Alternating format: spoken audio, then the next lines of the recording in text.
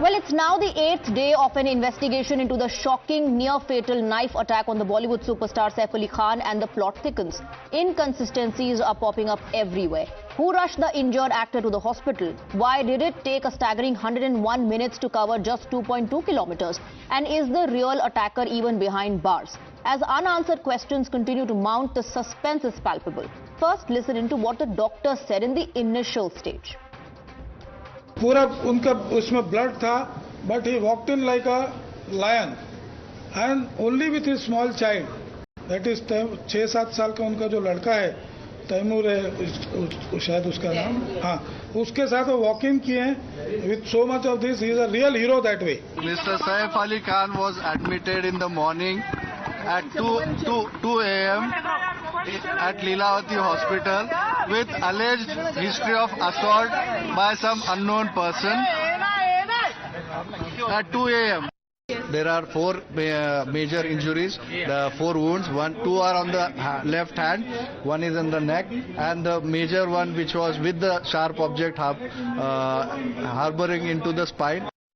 Now, in a gripping twist to the case, the father of the accused is adamant that his son is innocent, insisting that the man captured on CCTV is not the same as his son. The accused lawyer revealed a groundbreaking private forensic report highlighting stark differences between the jaw and the nose line of the arrested man and the attacker seen on camera. Listen in. CCTV ফুটেজে দেখা যাচ্ছে সে আমার ছেলে নয়, কারণ আমার ছেলের মুখ ভারী এবং ওই ছেলের মুখ চাপা এবং চুল ঢাকানো. এই আমার ছেলে অত বড় চুল রাখে না, সে ওই ছোট করে. पिताजी कह रहे हैं कि फेस मैच नहीं हो रहा है. You're watching the News Hour at 9, debate number 2 on Times Now, Super Prime Time.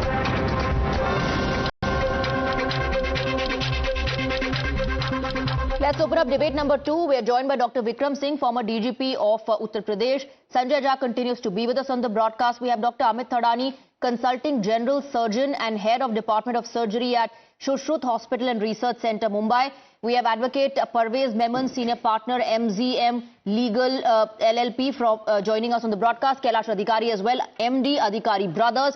And we have Nisha Jamwal, celebrity columnist. Thank you very much for joining us. Dr. Vikram Singh, every day a new information comes up. But still, it only adds to the mystery surrounding the entire attack. A lot of unanswered questions. Swati ji, esteemed panelists, good evening. Yes, day by day it is getting to be more bizarre. And if I were to fall starting from Guru Sharnam, Saif Ali Khan and his domestics, the police and the Leelavati, there are fault lines in every account, beginning from the start. That somebody said that the security staff did not call 112 and did not call the ambulance. Why, may I know? If there's a dog bite in any society, the basic duty of the security staff is to alert everyone. Here is an international celebrity being taken to the hospital bleeding profusely, yet no call to the police. And my observation number 1, he's taken to Leelavati. You mentioned in opening remarks, was it Imtiaz, Taimur or Afsar Zaidi? Why, and if Afsar Zaidi was there, why was the name? It was the material concealment. Third, in a high profile building like Guru Sharnam, no security CCTVs, no video recorders, and also the security staff have no technical backup. Fourth, was there the security so lax that an ordinary person like me, a middle class person, has a driver by call. I know how to drive, but I still have a backup as a driver. And Saif Ali Khan is somebody who's iconic. Not to have a driver, not to have 4/7 is absolutely unconvincing. Now the 4 injuries, well, I would not go because they're in medical science, but the doctor is supposed to be a matter of fact. He should not be saying that he entered like a lion. It is not for doctors to be judgmental in this manner. Absolutely. And now to say that the police bungled up. The next day, on the 17th of January, they claim he's a history sheeter and he's seen in Prabhadevi. Then suddenly there was a somersault. They picked up somebody from Chhattisgarh, and they also they picked up somebody Shariful. And there's a total mismatch between the CCTV footages and the actual photograph. Even absolutely imbecile person will say that these two do not add up. I really don't know what the conclusive evidence is. And the lawyer friends will tell you any confession made before a police officer is totally unacceptable. You give me a man as an ex-police, I can say, and tell me what confession do you want. And if I don't get a confession in 5 hours, well, I stand corrected then. Okay, Dr. Singh, stay on with us. We also have Nisha Jamwal. Nisha Jamwal, Saif Ali Khan and Kareena have recorded their statements. We also have the details of that in the public domain now. Of course, everybody scrutinizing the entire case, coming up with their own analysis. Does it add up to you? The discrepancies or inconsistencies that many are saying, right from when was Saif admitted to the hospital, to who accompanied him, to, why was there a lapse, what happened in those 101 minutes? Does it add up?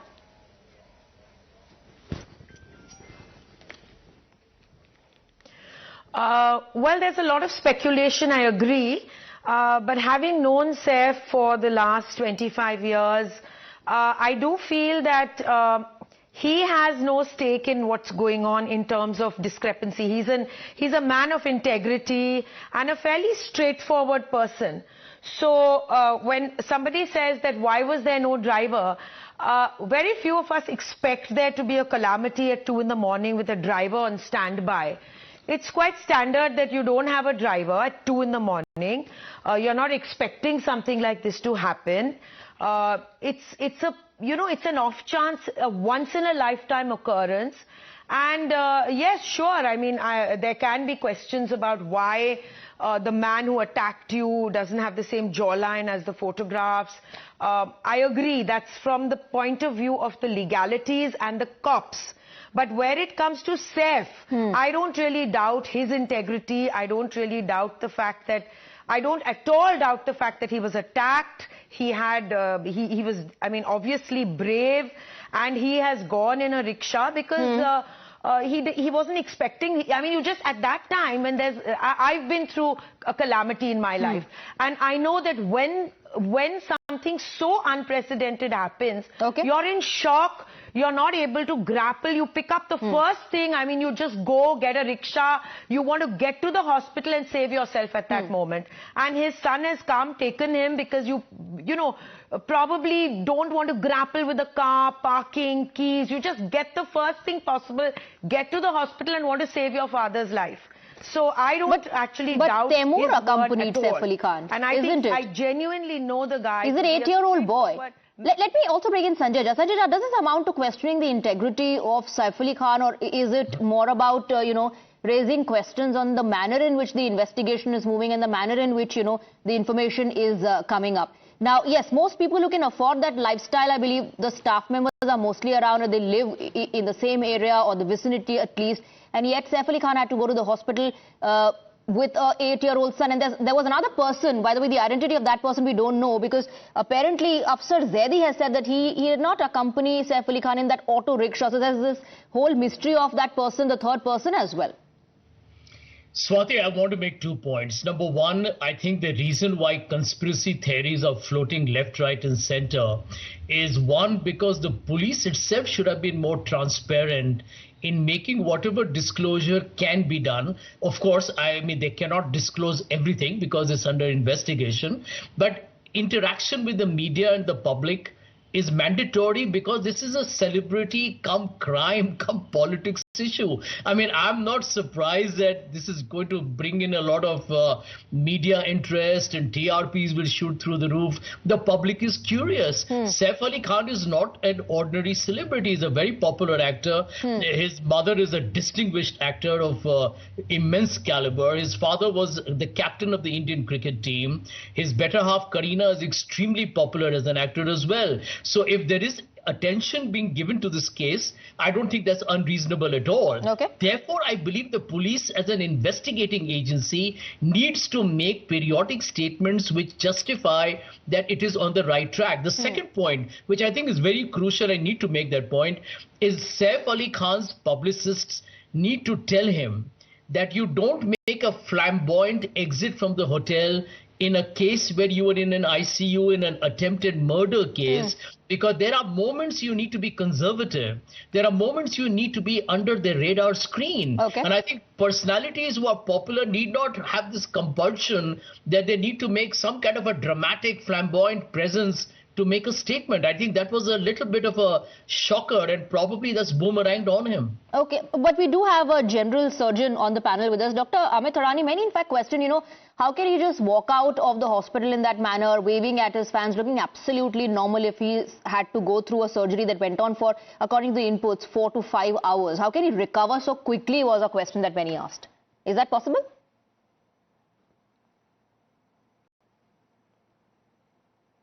Good evening, Swati. Yes, absolutely it is possible. He doesn't have any injuries to his lower limb to stop him from walking around, does he? See, the injuries are concentrated in the upper part of his body, and there's absolutely no reason why he can't walk around, first of all. And early mobilization is the rule. That is one thing. Secondly, the date and time of admission. Now, the time, if it were exactly on the time, I would be more suspicious, because it takes about an hour, hour and a half to make the papers. He didn't have any relatives. There was just a small kid with him. Obviously, that kid is not legally authorized to sign any papers. And they had to call some friend who came and then did the formalities. So 1 hour delay is perfectly acceptable. I don't think there's anything wrong with that, Now, there were also some questions raised on, how come he's wearing a shirt, and how come, there are no dressings visible on the body. The dressings nowadays are so flat and thin that they aren't visible. Literally, I mean, they're flush against the skin. And after 2 days, dressings aren't even needed, except for the wrist, of course, because his injuries are more complex. But on the back and on the neck, if you look at the dressings are very much there, but they're extremely flat. Okay. So I don't think there's any room for any doubt that he's actually reached the hospital. He was injured. I don't see any incentive why the doctor should be. So you're saying there's no inconsistency as far as the medical aspect is concerned. Now, let me bring in Advocate Parvez Memon. Advocate Parvez Memon, the accused father obviously will defend his son. The lawyer has come up with forensic reports saying, the jawline and the nose line of the individual seen in the CCTV is not matched with the person who has been arrested. Do such reports are such reports accepted by the court? Do they stand the test of law in the court? Well, firstly, Swati, let me tell that now is not a stage where we are entering into defense of either the accused or the case of prosecution to be proved. It is not a trial stage. We are at a very nascent stage of investigation where the investigating agencies are still in the process of collecting evidence.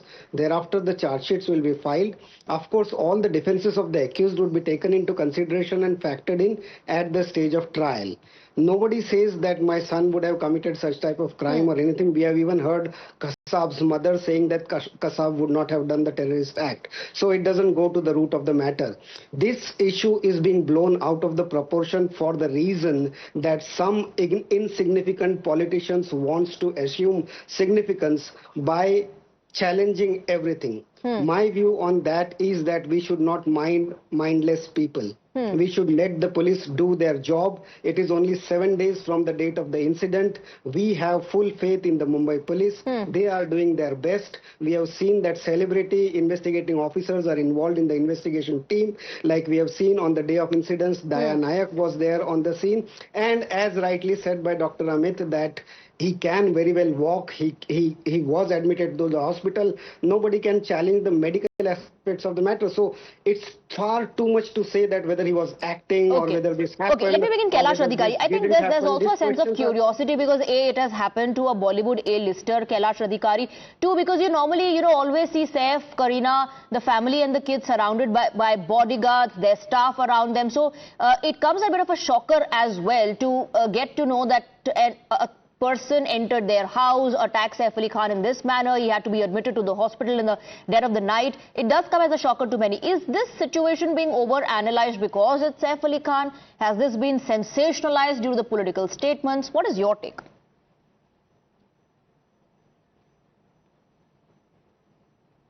Swati, it is very simple. Firstly, the victim in this case, Mr. Saif Ali Khan, has given a statement to the Mumbai police. Along with him, his family has also given a statement to the Mumbai police. At the same time, Mumbai police were very swift in their response and they have caught the person who is the accused. He has given his statements in front of the police that yes, he was the one who entered the house. He had entered with the simple purpose of burglary, not to hurt anyone. This is what his statements were. But then the situation led to events where he had to do some act and he was traced and he was found. Now, Swati, I think we are trying to join, I mean, certain section of the people are trying to join dots, which probably will make no sense. It is a case where, yes, of course, a very big celebrity, a public icon figure was attacked, and that's why I think it is getting the media hype attention. But at the end of the day, the crux of the matter, Swati, lies in the fact that yes, one person was attacked. He was brought to the hospital by his family members. He was brought in a rickshaw, which was also confirmed by the person who was driving the rickshaw. He was operated upon. He had a surgery. And now he's come back to his home and he has given a statement to the police. I mean, that is of paramount importance. Okay. His family has given the statement. And about the fact that why he was not with security and etc. etc. I mean, we must understand that he's a human being after all. And as Ms. Jamwal told that, it was at the wee hours of the morning, and it's somewhere between, I think, 2 or 3 a.m. approximately. And we don't expect certain things to happen at such an odd time, to be surrounded by security guards at that particular point of time. At the end of the day, he's an actor and he's a human being. Right. Just like the panel, people seem to be divided on this issue. Two very strong opinions, completely contradictory to each other. One side believes that there is more than meets the eye. The other side believes don't read too much into it, don't read between the lines. The investigation is going in the right direction. I think I'll leave it at that. Thank you very much, Nisha Jamwal and gentlemen, for joining us on the broadcast.